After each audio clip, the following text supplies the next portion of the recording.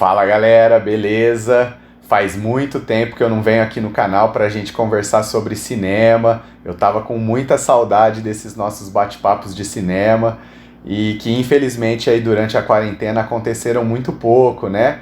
Já tem alguns meses aí que eu não trago nenhum conteúdo de cinema, mas hoje a gente tem um ótimo motivo aqui para resgatar os vídeos sobre o assunto, porque eu tô recebendo aqui no nosso canal Faixa Nerd um convidado muito especial que eu conheci de uma maneira muito inusitada, né? Graças à comunidade do Mario, a comunidade da Nintendo e a comunidade mais especificamente do Super Mario Maker, eu fiz amizade com esse cara aqui, que é o Cadu Barros, tá? O Cadu tá aqui comigo na chamada e ele vai participar desse vídeo aqui hoje com a gente para falar sobre alguns aspectos em relação ao novo formato que o cinema vai de repente passar a ter daqui para frente por conta aí do advento da pandemia, né? O Cadu, pessoal, ele além de ser um baita criador de fases aí no Mario Maker, sem querer o Cadu acabou me desafiando lá no Facebook. Ele falou que ninguém tinha conseguido passar da fase dele num tempo decente. Ele é um cara que entende muito do assunto, porque ele é um jornalista, trabalha na Rede Globo de Minas, tá? Nós estamos em cidades diferentes aqui, obviamente, né? Ele trabalha na Globo Minas e tem uma formação toda específica aí na área de cinema, de direção, enfim. É um cara que tem aí um know-how para trocar uma ideia com a gente sobre as questões que vão trazer consequências aí para o cinema enquanto indústria, né? Talvez essa seja uma primeira abordagem para a gente trazer, mas primeiro eu vou passar a palavra para ele e aí depois a gente fala sobre isso. São dois pontos, o cinema enquanto indústria e o cinema enquanto sala, enquanto espaço de reprodução de filmes, né? Então talvez a gente possa começar por aí, mas antes de mais nada eu queria te dar as boas-vindas, Cadu, viu? Dar uma palavrinha aí pro pessoal e espero que você goste aí desse nosso bate-papo e que seja só o primeiro de muitos. Com certeza, sempre que você quiser estarei disponível e é um prazer assim, participar do seu canal, que eu já acompanho, né, principalmente pelo Mario Maker, né, pelas jogatinas de Mario Maker, e vai ser um prazer conversar sobre um assunto que eu adoro, né, que é cinema, e principalmente nesses tempos aí de pandemia que deu uma sacudida em tudo, né? Exatamente, Cadu. E aí, cara, a pandemia, ela surgiu, né, lá no mês de março e pegou todo mundo de surpresa. Ninguém esperava que esse ano de 2020 fosse ser essa loucura, né, que está sendo. E as coisas começaram a se modificar muito rapidamente. Mas eu acredito, cara, que de todas as instituições que estão sofrendo muito aí com a pandemia, uma das mais afetadas é a indústria do cinema, né? Eu queria saber o que você pensa disso, né? Como você enxerga o que vai ser da indústria do cinema no momento em que nós estamos ainda vivendo a pandemia e num futuro próximo aí, posteriormente a eventual surgimento de uma vacina ou um novo cenário que se desenhe, né? Como você, aí como um cara que trabalha na área da televisão, enxerga esse cenário aí daqui pra frente, cara? Então, Sensei, eu acho que essa é a pior crise do cinema, né, desde sua criação. Eu acho que o cinema já vinha sofrendo um desgaste muito grande, né? O público só vinha diminuindo a cada ano mais. E agora com a pandemia, como parou tudo, muitas empresas, muitas salas de cinema não vão nem reabrir, porque elas simplesmente vão falir.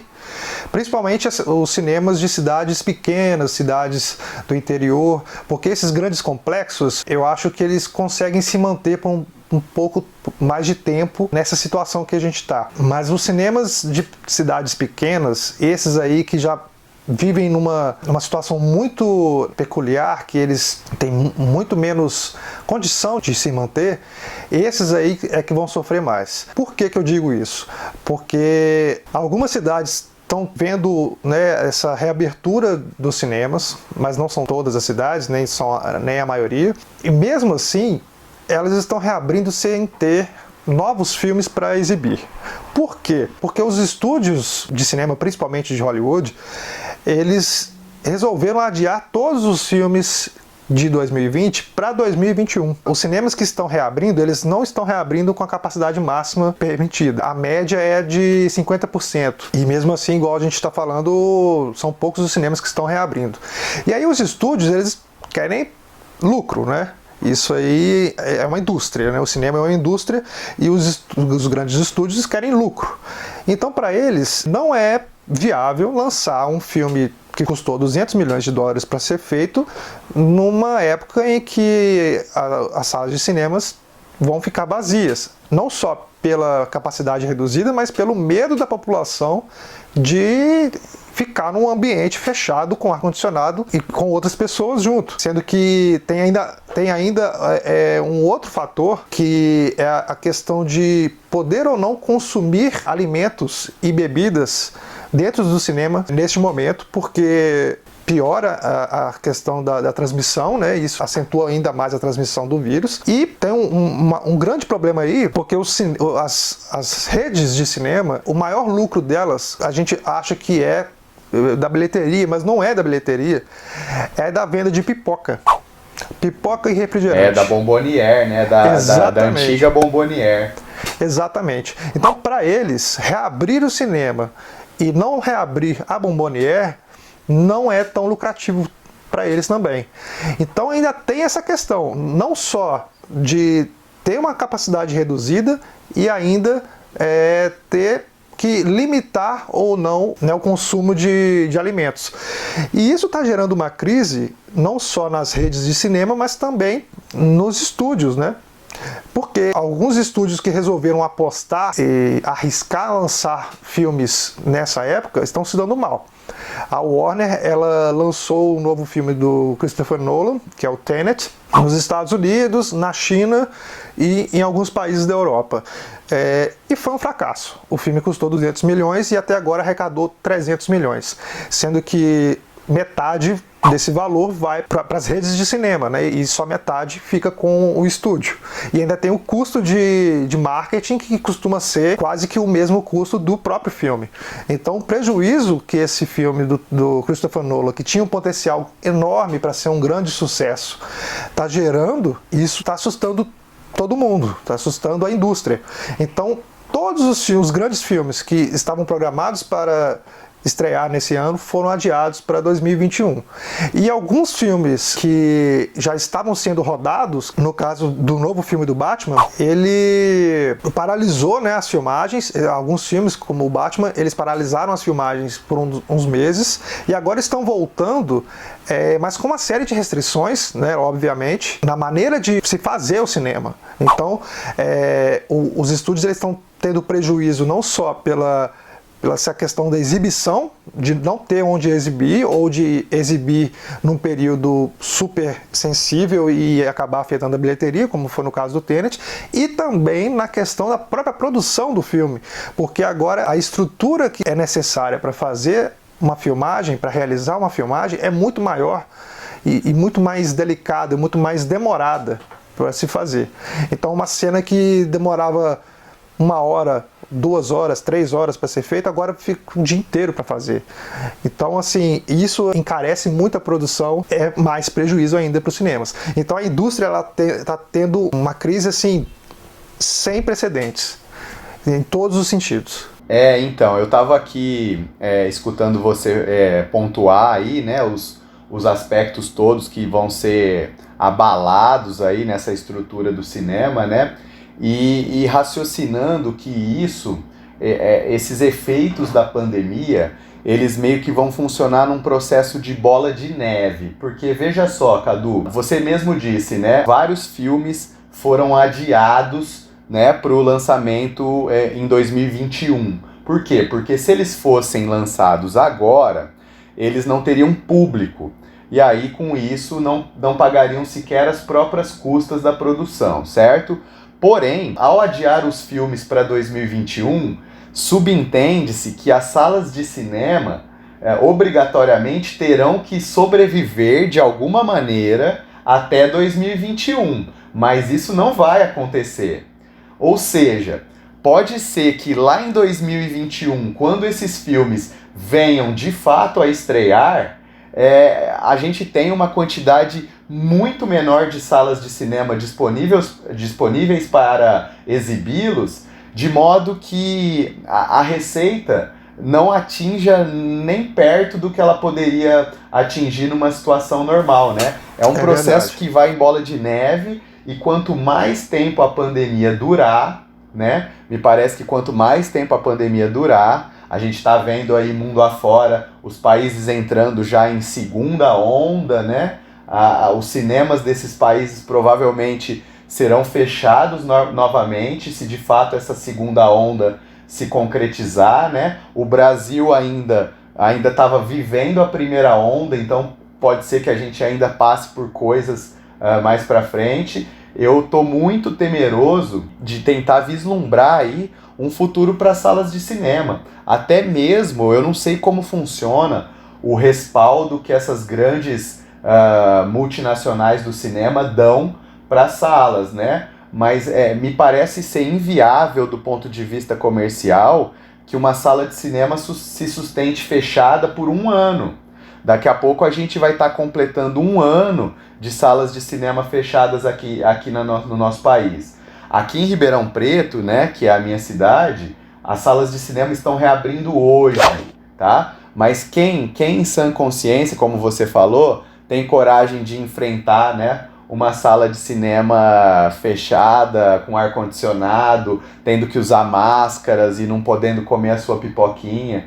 Então, realmente me parece ser uma situação muito complicada, né? Essa que os cinemas vão enfrentar, e o que me leva a uma série de outras conjecturas aqui sobre o que pode ser, de repente, o futuro do cinema, cada vez mais se encaminhando para a questão do cinema em casa, né? Como tudo a gente está fazendo hoje em casa, em home office, em lives, em chamadas de vídeo como essa que a gente está fazendo aqui, me parece que o cinema ele já se encaminha para isso, já aí desde o surgimento do Netflix e tudo mais, e hoje com uma série de serviços adicionais que foram aí aparecendo, né?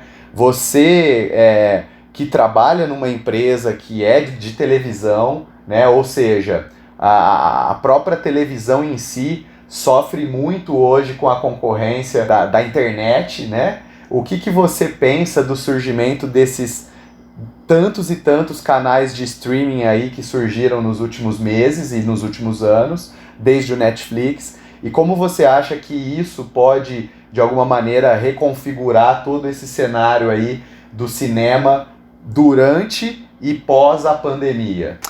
Então, eu acho que essa questão do streaming, ela já estava sendo acelerada, né, com o tempo, só que agora, com a pandemia, realmente teve um boom assim incrível, né? E eu acredito, infelizmente, que as salas de cinema nos próximos anos, elas vão ficar cada vez mais vazias mesmo. Eu acredito que o público só vai animar a sair de casa para ver aqueles filmes evento, tipo um Vingadores da vida.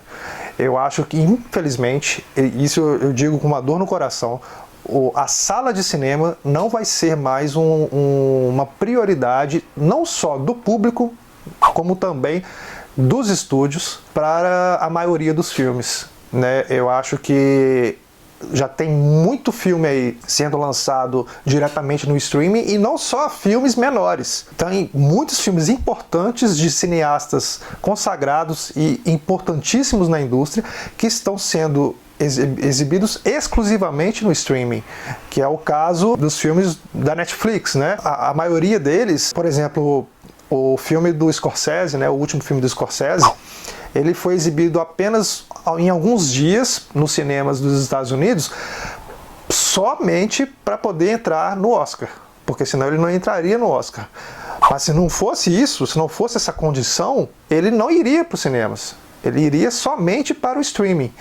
E como esse, tantos outros filmes estão indo somente para o streaming. E agora, o que está acontecendo também é que o público está sofrendo, agora já partindo para um lado estritamente comercial mesmo, né? O público está sofrendo muito com essa fragmentação cada vez maior dos serviços de streaming. Porque quando começou, a Netflix foi a pioneira, o que acontecia? Você tinha lá uma TV a cabo que custava R$100. A TV a cabo tinha os canais, 200 canais, e você assistia 10. Não era vantajoso para o consumidor. A Netflix veio, por que a Netflix revolucionou tudo? Porque você pagava R$20 e você tinha acesso a todos os filmes de todas as empresas, de todas as distribuidoras, por R$20 por mês. O que está acontecendo agora? Agora temos quase 10, mais de 10, não sei, serviços diferentes, cada estúdio está tendo o seu próprio streaming. Então, se você quiser ter acesso a todos os conteúdos, não a todos, mas tipo, um conteúdo da Disney, né? Por exemplo, eu quero ver o Mandalorian na Disney, eu quero ver Mulan na Disney Plus, que vai chegar aqui no Brasil agora em novembro. Mas eu quero ver também o The Boys na Amazon Prime. Mas eu quero também ver o Stranger Things, que é só da Netflix. O que acontece? Agora você tem que gastar quase que o valor de uma mensalidade de TV a cabo para ter acesso a esses conteúdos. O que vai acontecer de novo? O aumento da pirataria. A pirataria vai só se acentuar mais agora com essa fragmentação, principalmente aqui no nosso caso, no Brasil, que a pirataria aqui é um problema sério, né? Eu acho que a pirataria que já tinha sido controlada um pouco por causa da Netflix, por quê? É lógico que o cara que quer ver o filme, ele, se for para pagar R$20 para assistir um filme que não vai travar, que não vai ter anúncio, que não vai ter nada, ele vai pagar esses R$20 porque não é um valor astronômico. Ele não vai preferir baixar um filme. Mas nesse caso de ter tantas empresas e ele ter que gastar tanto dinheiro, ele vai acabar voltando para a pirataria. Então eu acho que as distribuidoras e os estúdios estão dando um tiro no pé.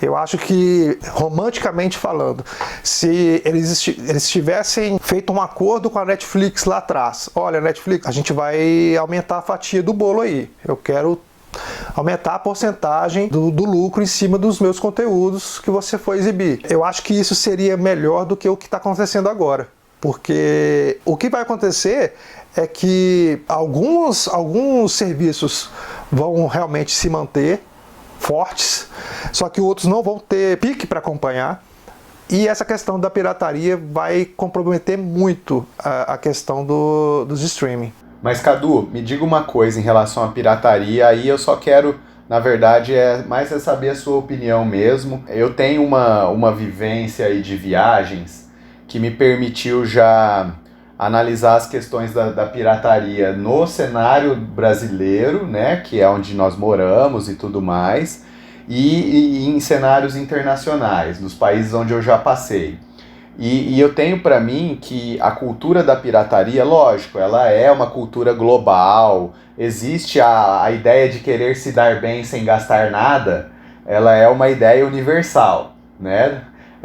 Por mais que a gente tenha adotado para nós a expressão do jeitinho brasileiro, cada povo também tem o seu jeitinho, isso aí é natural. Mas me parece que o Brasil é um país, digamos assim, um pouco mais afetado pelas questões da pirataria, porque a gente tem uma legislação, ou a gente não tem uma legislação que policie isso, né? E, por exemplo, a gente pode até tomar por base a indústria do videogame, né? Alguns consoles no Brasil se deram melhor do que outros, justamente porque eles permitiam o acesso barato aos jogos piratas. Assim como o mesmo acontece também, ou aconteceu com os filmes do passado, quando a gente ainda assistia aos filmes em DVD, e aí você ia ao camelô comprar aquele DVDzinho pirata para não ter que alugar ou comprar o filme de uma maneira legal, né? Então, a cultura da pirataria, ela é realmente muito forte no Brasil, mas eu vejo que nos outros países isso não aconteceu nas mesmas proporções. Você concorda com isso? De que aqui no Brasil essa cultura da pirataria ela é muito pior? Com certeza, até por essa cultura da desonestidade aqui no nosso país, que é uma coisa assim, né, terrível. As poucas oportunidades que eu tive de sair do país para viajar, para passear, eu senti uma diferença nessa cultura mesmo, igual você falou, do jeitinho brasileiro, que para mim é só um nome bonitinho para falar que é uma desonestidade brasileira. Então, isso é terrível para a gente, isso acaba com a nossa imagem lá fora e isso também atrasa muito o nosso país, culturalmente e economicamente. Então isso, com certeza, a pirataria é um problema maior aqui mesmo. O streaming, ele não veio para acabar com o cinema, mas ele veio para modificar, igual eu mencionei, modificar o papel do cinema. Eu acho que daqui para frente, os lançamentos diretamente para streaming vão aumentar muito. E os lançamentos para o cinema, eles vão ficar cada vez mais restritos aos grandes lançamentos, aos grandes filmes, aos grandes blockbusters. E isso é terrível, terrível para as produtoras independentes. Lá nos Estados Unidos já é terrível, imagina aqui no Brasil. Imagina para uma produtora independente aqui, né, nessa situação econômica e governamental que a gente vive, não tem incentivo nenhum para conseguir realizar um filme, ela nunca vai conseguir chegar nos cinemas. Já era muito difícil. Agora, então, vai ser muito, muito, muito difícil uma sala de cinema aceitar que um filme menor ocupe uma sala que um blockbuster ocuparia, sabe? Eu acho que porque para eles já vão estar super pressionados a conseguir lucro, né? A conseguir extrair o máximo do suco ali da laranja. Potencializar o faturamento o máximo possível com aqueles filmes que eles sabem que vão fazer isso acontecer, né? E não Exatamente. um filme que teoricamente atinge um público-alvo muito menor. Exatamente. As salas de cinema que exibem exclusivamente filmes de arte, por exemplo, elas estão sofrendo muito. Tem uma sala de cinema aqui em Belo Horizonte, que é o Belas Artes. Ela é um cinema de arte, para filmes de arte. Ele não é em shopping, ele é um cinema de rua.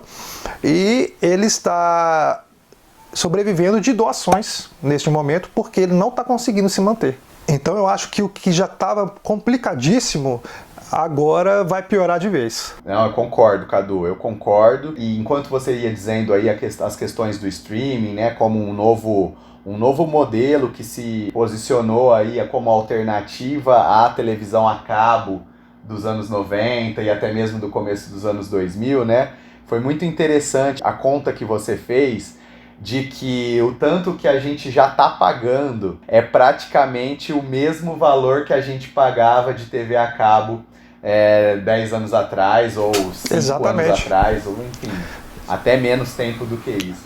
Exatamente. E os valores de cada streaming variam muito, né? Por exemplo, o da Disney Plus vai ser muito mais caro do que o da Amazon. Só que se você juntar tudo isso, vai dar um valor, igual você falou, muito próximo de uma mensalidade de TV a cabo. Então acaba que a gente vai voltar àquele mesmo problema que a gente tinha, que é a dificuldade para o espectador, principalmente de renda mais baixa, conseguir ter acesso à cultura no país. Exatamente. E todas essas coisas, todos esses aspectos, a pandemia, as salas de cinema fechando, o cinema se modificando enquanto formato por natureza, porque as coisas se modificam naturalmente também, passam por processos de modificação, os surgimentos dos canais de streaming, tudo isso está de alguma maneira interligado, porque veja só você, você citou aí o caso dos filmes que são lançados diretamente para o streaming, que não estão mais passando obrigatoriamente pelas salas de cinema. Inclusive o Oscar já se manifestou de que para o ano que vem isso não vai ser mais uma necessidade para a competição, né? Os filmes poderão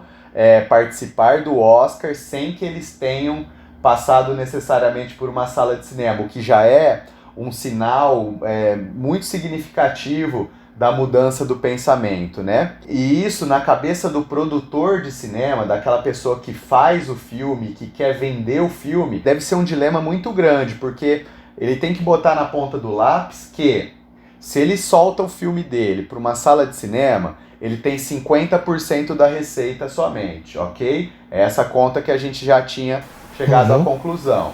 Exatamente. Ao passo que, se ele lança esse mesmo filme diretamente na sua própria rede de stream, como por exemplo o Netflix faz, ele tem 100% da receita e, mais do que isso, ele com esse filme faz propaganda de si mesmo para atrair novos assinantes. Pensa comigo qual é o potencial de um filme do Martin Scorsese, por exemplo, para atrair novos assinantes. Ah, mas Martin Scorsese é um diretor já de um público muito seleto. Ok. Agora, pensa comigo o potencial dos filmes da Disney para atrair novos assinantes, né? Aí a gente não está falando mais de um público seleto, a gente está falando de crianças, de jovens. Sim. São milhões de novos assinantes, né, em potencial. E ainda tem um agravante nisso aí, porque a Disney, por exemplo, ela está sendo ainda mais agressiva. Ela lançou, por exemplo, o Mulan no streaming dela, só que para os assinantes assistirem Mulan, eles tinham que pagar ainda mais. Eles tinham que pagar um valor específico do filme Mulan. Então é como se ela tivesse lançado especificamente esse filme no cinema, só que ela não tivesse que dividir o lucro com o cinema. Então, para ela, isso aí foi sensacional. Mulan, se você comparar Mulan com o Tenet, Mulan deu muito mais certo comercialmente do que o Tenet. Então, isso que aconteceu nesse caso é um sinal de que a gente vai ver muita coisa mudando aí. Então, Cadu, é isso mesmo. E essa nossa conversa, cara, ela é uma conversa tão ampla que enquanto a gente ia batendo papo aqui, a minha cabeça já começou a pensar em outros aspectos do cinema também. Então, eu já vou aqui fazer um convite para você, porque se deixar a gente fica aqui falando por horas, né? Mas a gente sabe que não é o hábito do público do YouTube ficar assistindo aos vídeos por horas. Então eu vou deixar aqui um convite a você para a gente continuar esse nosso bate-papo para um próximo vídeo, se você aceitar o convite. Ótimo! Tá, já tá. Então, beleza. Aceito. Bom, então como esse nosso bate-papo vai continuar, eu vou dar só um até logo aqui pra galera, e aí em breve a gente retoma a nossa conversa e quem sabe isso aí vira aí até mesmo uma série fixa aqui no canal, esse bate-papo nosso, porque foi muito legal, cara. Eu nem vi o tempo passar, já faz mais de 30 minutos que a gente tá conversando. A gente nunca sabe como isso vai ficar na edição, né? Mas já faz mais de 30 minutos aqui que a gente tá conversando e eu nem vi o tempo passar. Mas, cara, de antemão, muito obrigado aí pela sua participação hoje, tá? Continue criando as fases sensacionais que você cria aí no Mario Maker também. E continue aí também trazendo a sua cultura da sua profissão para compartilhar aqui conosco, viu, Cadu? Mais uma vez, muito obrigado. Eu que agradeço, foi uma honra e um prazer participar do seu canal e bater esse papo, né, legal aí, igual você falou, né, que a gente nem vê o tempo passar. Muito obrigado mesmo. Maravilha, cara, brigadão mesmo. Bom, galera, então, conforme vocês acabaram de ver aqui, já está combinado o nosso próximo bate-papo, tá? Por hoje eu vou encerrar esse vídeo, espero que vocês tenham gostado. Caso tenham gostado, pessoal, repito, né? Se inscrevam aqui no nosso canal para mais conteúdo sobre cinema e também para muito conteúdo sobre videogame, especialmente sobre Super Mario, né? Como vocês já sabem. E também, pessoal, não deixem de me seguir aqui nas redes sociais, tá? Tô colocando aqui na tela as minhas redes sociais, porque lá nas redes sociais eu também tô sempre compartilhando ou textos ou publicações sobre cinema, tá bom? Então espero que vocês tenham gostado e um grande abraço aí a todos vocês. Tchau, tchau.